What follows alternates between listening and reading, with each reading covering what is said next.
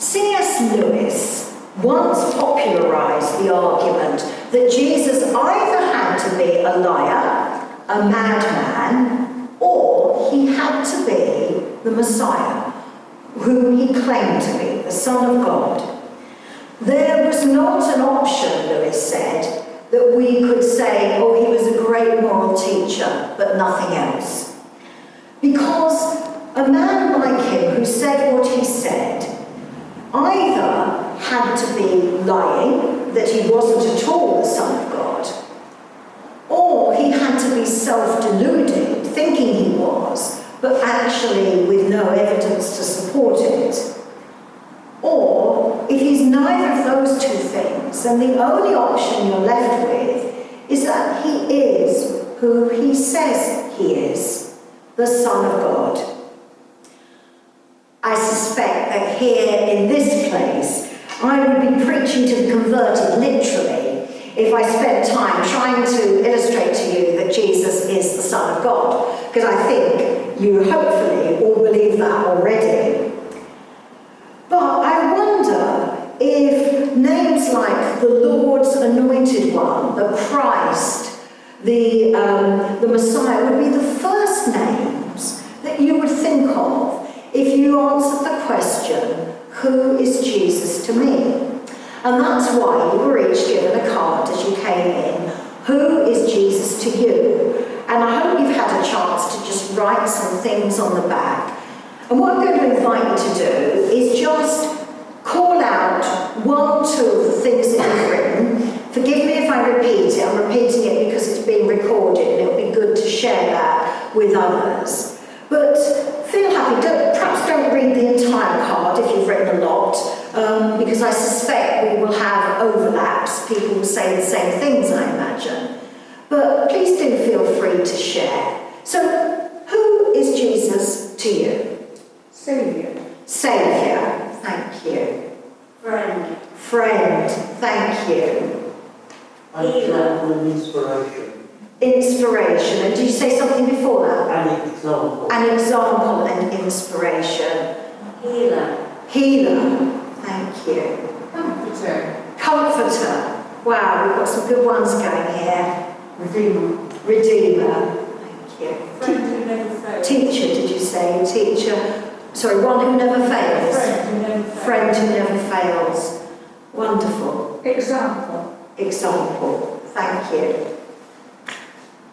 Okay, well, I won't put anyone on the spot, but actually those words, those names are very much how I think of him too. I guess I call Jesus Lord, but if you said to me, well, what do you mean by Lord? I suppose I'd be saying, well, my Saviour, but also something very personal, my friend, which you said as well. Thank you for the wonderful answers. And the question that you've just answered is the same one that the disciples found that they had to answer as they followed Jesus during those years of his ministry. Peter got it. He confessed Jesus as the Christ, the Anointed One. And we can assume that the others too pretty much came to the same conclusion, at least for the most part, although we're left wondering just what Judas might have understood by thinking of Jesus as Messiah. His idea of Messiah would no doubt be wrapped up in the liberation from oppression of Rome, but Jesus had a completely different idea about what being the Messiah was. Still, they all followed Jesus, even when he set his face towards Jerusalem, and they tried to dissuade him, knowing what lay ahead would not be good. But even then, the disciples, certainly Thomas, who we know as the doubter, but Thomas said, let us go with him that we might die with him. I mean, that's quite a statement of faith. They knew in their hearts who Jesus was, and they were willing to risk all for his sake. They were faithful disciples. Or were they? Paula Goodyear Gooder, who is a very accessible theologian, wrote for Bible Month, and she considers this question. She talks about how the disciples appear at first to be a great model to us for what faithful discipleship is all about, in that when Jesus calls them, they immediately leave what they're doing and go follow him. But, she says, the problems start almost immediately. Jesus was not who they expected him to be.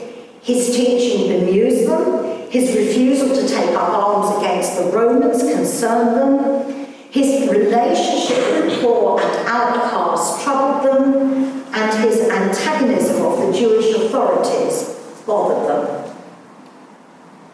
We know from Mark's Gospel that at Jesus' greatest hour of need, when he was in the Garden of Gethsemane and the soldiers came to arrest him, at that moment, the disciples, confused, not knowing what they should do, they actually ran away. And it may well be that Mark's account is a first-hand account, because in it we hear of a young man called Mark, whose robe is snatched off him and who runs away naked. So Mark's not condemning the other disciples for what they've done. He's recognising the fear that all of them were experiencing. Even Peter, who not very much earlier than that, just before they came out to the Garden of Gethsemane, had said to Jesus, "Lord, I would die for you. I'll never desert you." Not only does he run away, but then he denies Jesus 3 times. We don't hear quite so much about the women who loved and followed Jesus, but generally when we do, they are written about very favourably. They are shown to be faithful disciples in their own right. And it's interesting that at the crucifixion, apart from John, all the people who were there watching Jesus die were the women. Well, the crowd, of course, but of his friends were the women. Yet even they, at least in Mark's account of the resurrection that Jill just read to us, even they, when confronted with the angels at the tomb, and being the empty tomb, I hasten to add, and being instructed by the angels to go and tell the disciples that Jesus isn't here, he's risen, they're so full of fear that they run away. And Mark's last words are that they don't tell anyone. So are the disciples and the women good examples of what it means to be a faithful disciple? Well, yes. They get it wrong, and their first reactions don't always cover them in glory, but we know that they also get it right.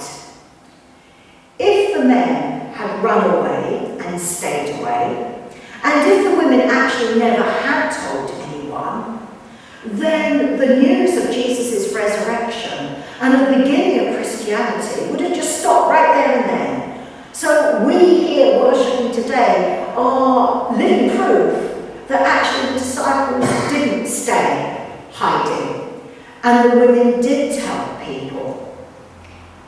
And I think there is so much hope and encouragement for us to be found in their example, because like them, we get it wrong. We try, but we fail, and we try again. And that's what makes us faithful, not the getting it wrong, but the fact that we get up, dust ourselves down, and try again. And in that trying and failing and trying again, we learn a lot about ourselves, and we learn more about Jesus Christ. He understands our imperfections and our failures, and he works through us anyway. The news of Jesus Christ, the risen one, the Son of God, spread through the towns and cities and through the neighbouring countries in the years that followed Jesus' death and resurrection.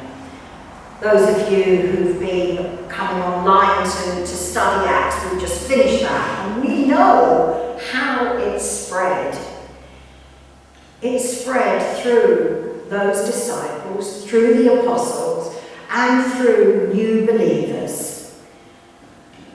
As faithful disciples who get it wrong, but still keep on trying, it is our job to continue to spread the good news of Jesus to those we meet.